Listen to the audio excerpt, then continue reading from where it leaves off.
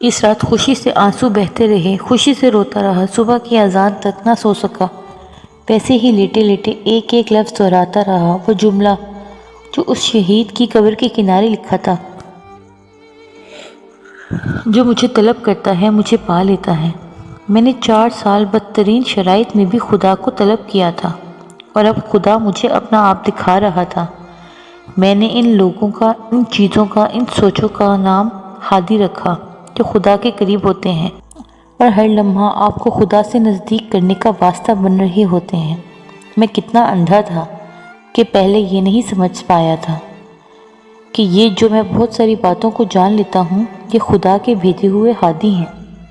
میں ہمیشہ ڈرتا تھا، پریشان رہتا تھا کہ کہیں غلط راستے کا انتخاب نہ کروں، غلط فیصلہ نہ کروں۔ میرا کوئی استاد نہیں تھا، لیکن اس رات خدا نے میرا ہاتھ تھاما تھا، اپنا آپ دکھایا تھا، اپنا راستہ دکھایا تھا، بتایا تھا کہ یہاں آ کر صحیح راستہ اپنایا ہے تم نے۔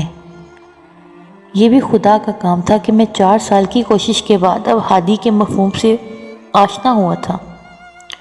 مولوی صاحب کہہ رہے تھے کہ یہ راستہ عشق کا راستہ ہے، اسی لیے تکلیفوں سے بھرا ہوا ہے۔ اگر مرد ہو تو اس راستے میں قدم اٹھاؤ۔ گھڑی کی طرف دیکھا، صبح کی اذان میں آدھا گھنٹہ رہتا تھا۔ وضو کیا، مصلی بچھایا اور بیٹھ گیا۔ کتنی خاموشی تھی۔ خدایا، میں اس راستے کا انتخاب کرنا چاہتا ہوں، اس راستے کا مرد بننا چاہتا ہوں۔ مجھے درد اور تکلیف سے ڈر نہیں لگتا۔ جب تک تو میرے ساتھ ہے میں جلنے سے نہیں ڈرتا، صرف اس بات سے ڈرتا ہوں کہ تمہیں کھو دوں۔ اگر مجھے اکیلا چھوڑ دو گے، اس بات سے مجھے وحشت ہوتی ہے۔ میرا ہاتھ پکڑو اور مجھے علم دو، میں یہاں ہوں، میں تیرا عاشق ہونا چاہتا ہوں اور اس حدیث کے آخر تک جانا چاہتا ہوں جہاں تم میرے عاشق بن جاؤ۔ اس رات میں نے اپنی زندگی کی پہلی نماز شب پڑھی، ایک وتر۔ اس سے پہلے صرف کتابوں میں پڑھا تھا کہ ایسے پڑھی جاتی ہے، اور وہ ایک وتر اس رات خدا کی طرف سے میرے لیے دعوت نامہ تھا۔ 40 دن نماز شب میں میں نے اس حدیث قدسی کی تلاوت کی اور خدا سے درخواست کی کہ اپنا عشق مجھے عنایت کرے، اور یہ میری اور خدا کی نئی داستان کا آغاز تھا۔ خدا کے ہادی بھی مسلسل میری سمت آتے رہے اور کوئی سوال جواب کے بغیر نہ رہتا۔ دل پرسکون ہو جاتا۔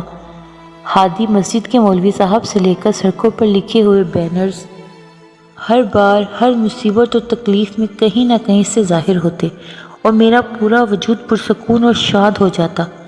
خدا ان ہادی کے ذریعے اپنی محبت اور توجہ میری طرف بھیجتا، اور وہ شہید تھے جس کی وجہ سے میں نے یہ حدیث اور راستہ اپنایا، جس کی وجہ سے میرے اور خدا کے درمیان عشق کا آغاز ہوا۔ عید نوروز پر گھر والوں نے فیصلہ کیا کہ مسجد جائیں گے۔ یہ سن کر میری خوشی کی انتہا ہی نہ رہی۔ ایک تو زیارت کی خوشی، دوسرا نانی اماں کا گھر بھی وہیں تھا۔ میری نانی اماں میری سب سے عزیز ہستی، ایک شہید کی بیوہ۔ جب میں اپنا سر ان کی گود میں رکھتا تو بس پرسکون ہو جاتا۔ ان میں میری جان تھی، صرف وہ تھیں میری زندگی میں، بس کہ ان کے ساتھ بہت پرسکون ہو جاتا۔ ان کی تسبیح کے دانوں کی آواز بہت اچھی لگتی۔ باقی مذاق کرتے، اپنا قد اور اپنی جسامت دیکھو، 13-14 سال کے ہو گئے ہو اور بچوں والے کام کرتے ہو۔ لیکن حقیقت یہ تھی کہ انہیں نظر نہیں آ رہا تھا جتنی میری زندگی سخت تھی، اور جتنا اس کا مقابلہ کرنے کے لیے میں کمر ہمت باندھتا تھا، میری روح بجائے سخت ہونے کے اتنی ہی نرم و لطیف ہو گئی تھی۔ میرا دل ہر چھوٹی سے چھوٹی بات پر ٹوٹ جاتا، دوسروں کی پریشانی میں بھی بہت پریشان ہو جاتا، لیکن میرے اندر کا سکون قائم تھا، جیسے یہ درد و تکلیف اس سکون میں کبھی بھی خلل نہیں ڈال پائے تھے۔ میری امی نے فارسی ادب پڑھا تھا، کبھی کبھار وہ میری باتوں کا جواب شعر میں دے دیتی۔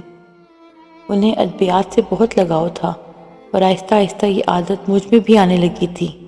اس دنیا کے لوگوں کا تحفہ میرے لیے درد و رنج تھا، اور خدا کا تحفہ خوشی اور سکون۔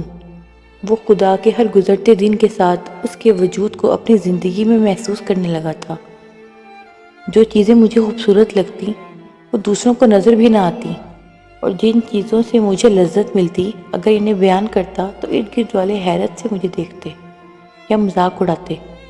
لیکن اس سکون نے ایسا میرے وجود پر قبضہ کر لیا تھا کہ اب جنت کی تلاش بھی نہ تھی۔ گرمیوں کی چھٹیاں شروع ہو گئیں۔ ہم نے گاڑی پر اپنا سفر شروع کیا۔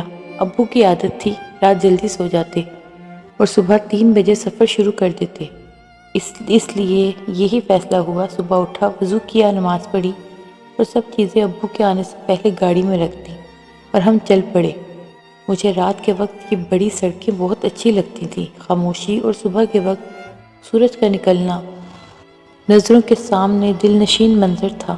گاڑی میں راستے میں آنکھیں بند کر لیں تاکہ کوئی مجھ سے بات نہ کرے اور نماز شب بھی ویسے ہی بیٹھے ہوئے پڑھی۔ نماز فجر کے لیے امی نے اور میں نے بہت اصرار کیا، لیکن ابو نہ رکے اور بولے کہ فلاں جگہ تک پہنچنے سے پہلے نہیں رکوں گا، اور شیشے میں سے مجھے دیکھ رہے تھے۔ مجھے بھی معلوم تھا کہ اب انہوں نے کہہ دیا ہے، اس لیے نہیں رکیں گے۔ اسی طرح گاڑی میں بیٹھے بیٹھے نماز پڑھی۔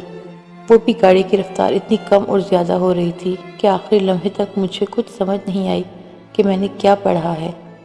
جو ہی سورج نکلا ابو رک گئے۔ میں اور امی گاڑی سے اترے، وضو کیا اور قضا نماز ادا کی۔ ایسے ہی بیٹھے صبح کی روشنی دیکھ رہا تھا اور سوچوں میں گم تھا، جب کہ بہن پاس آ کر بولی، اداس ہو، پریشان ہو؟ میں نے سر اٹھایا اور مسکرا کر بولا، کسی کی تمہارے جیسی بہن ہو جو بھائی کے ساتھ کھڑے ہو کر نماز پڑھے تو اس کا بھائی بھلا اداس و پریشان ہو سکتا ہے؟ وہ ہنسنے لگی، لیکن میرے دل میں جیسے طوفان سا تھا۔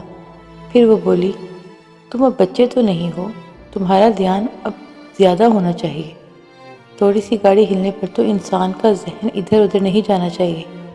حضرت علی کے لیے لوگ نماز کے وقت ان کے پاؤں سے تیر نکالتے تھے اور انہیں پتہ بھی نہ چلتا تھا، اور تم ہو 2-3 دفعہ گاڑی کے اوپر نیچے ہونے سے نماز صحیح نہیں پڑھ سکتے تھے۔ اس وقت میری بہن مجھے ہادی لگی۔ میں اس کی باتوں میں ڈوب گیا۔ وہ اٹھی اور ناشتہ کرنے چلی گئی۔ میں وہیں مصلے پر لیٹ گیا۔ میری بھوک مٹ چکی تھی۔ لنچ کے وقت دوسرے شہر میں پہنچے۔ ایک پارک کے کنارے کھڑے تھے۔ امی کے ساتھ لنچ کے لیے چیزیں گاڑی سے نکلوا رہا تھا۔ لنچ کے بعد وضو کیا، نماز پڑھی۔ ابھی بیٹھے ہی تھے کہ ایک خاتون جو تقریباً امی کی ہم عمر تھی ہمارے پاس آئیں۔ ان کی حالت ٹھیک نہیں لگ رہی تھی، کپڑوں سے بھی غربت ٹپک رہی تھی۔ امی کے پاس آئیں اور بولی کہ میرا ایک بیٹا اور ایک بیٹی ہے، اگر ممکن ہو تو ہماری مدد کر دیں، اگر کوئی پرانے کپڑے یا کوئی فالتو چیز ہو تو دے دیں۔ ابو کو ان کی بات سن کر غصہ چڑھ گیا۔ سفر میں کون پرانے کپڑے ساتھ لے کر چلتا ہے بھلا؟ جہاں دیکھو۔ خاتون نے افسردگی سے سر نیچے کیا اور جانے لگی۔ امی نے ابو کو غصے سے گھورا اور اٹھ کر خاتون کے پیچھے گئیں۔ امی نے کہا، آپ کے بچوں کی عمر کتنی ہے؟ بڑی شرمندگی کے ساتھ انہوں نے سر اٹھایا اور بولی، میری بیٹی آپ کی بیٹی سے بڑی ہے، لیکن میرا بیٹا آپ کے بیٹے کے ہم عمر ہوگا۔ اس کے کپڑے اس سے پورے آ جائیں گے۔ وہ میری طرف دیکھ کر بول رہی تھی۔ امی نے مجھے دیکھا، پھر گاڑی کی چابی اٹھائی اور گاڑی میں سے میرے کچھ کپڑے لینے چلی گئیں۔ ابو اب بھی بڑبڑا رہے تھے۔ سعید نے مجھے علیحدہ کیا اور بولا، امی تمہارے کپڑے دینے لگی ہیں، تمہارا دل کرے گا جو کپڑے خود پہن رہی ہو وہ کسی کو دے دو؟ تمہارے پاس تو پہلے ہی اتنے کم کپڑے ہیں۔ ابو جب تک مجبور نہ ہوں تمہارے لیے کچھ نہیں لیتے اور کپڑے لے کر نہیں دیں گے۔ جاؤ امی کو منع کرو اس سے پہلے کہ ابو پھر تمہارے ساتھ ضد لگا لیں۔